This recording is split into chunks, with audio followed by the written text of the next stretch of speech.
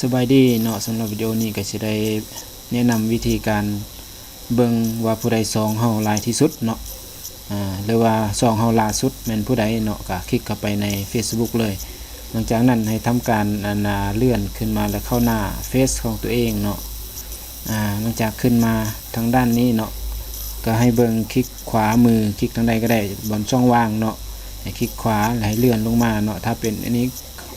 ก็บอกว่า view page source เนาะถ้าเป็นภาษาไทยมันจะบอกว่าดูรหัสต้นฉบับโดยประมาณนี้เนาะให้คลิกเข้าไปเลยเนาะหลังจากนั้นเนาะมันจะขึ้นแบบนี้เนาะขึ้นหน้าเพจแบบนี้เนาะ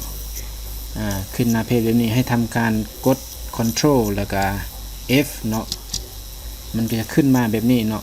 แต่ว่าของท่านได้ที่ว่ากดไปแล้วยังบ่ทันขึ้นก็ให้พิมพ์ตามนี้เนาะแล้วก็กดลองอีกเทื่อนึงเนาะให้แบบนี้ตามนี้เลยก็ได้เนาะแล้ว list ตัวนี้เนาะหลังจากนั้นก็ให้เลื่อนลงมาด้านล่างเนาะข้างลุมเนาะเลื่อนลงมาเรื่อยๆเนาะก็จะมีรหัสตัวเลขมาให้เฮาเนาะแล้วเห็นแล้วเนาะก็เป็น list นี่ตัวนี้เนาะสังเกตเบิ่งมันจะเป็นลักษณะนี้มาให้เฮาเนาะ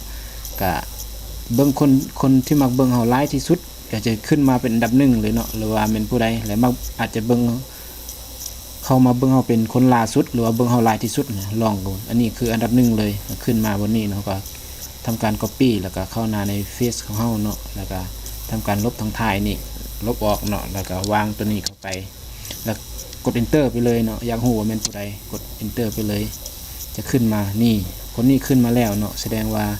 คนนี้มาซองเฮาโอเคแล้วเบิ่งคนที่2อันนี้ก็เป็นคนที่2เนาะลองเบิ่งจาก3คนนี่ลองเบิ่งอันนี้ก็คนที่2เข้ามาแล้วก็ทำการลบตัวนี้ออกแล้วก็วางกด enter เข้าไปอีกเนาะอันนี้คนที่2เนาะแสดงว่า2เบิ่งเฮาประจำเนาะแล้วก็อีกคนที่1คนที่3อีกคนสุดท้ายลองเบิ่งคนที่3เนาะลองเอาตัวนี้เข้าไปลองเบิ่งcopy มาวางอีกทีนึงกด enter เนาะ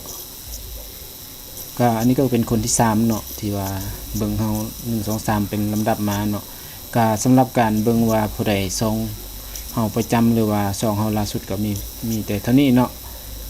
บ่มีหยังหลายแบบง่ายๆเท่านี้เนาะก็เข้าใจ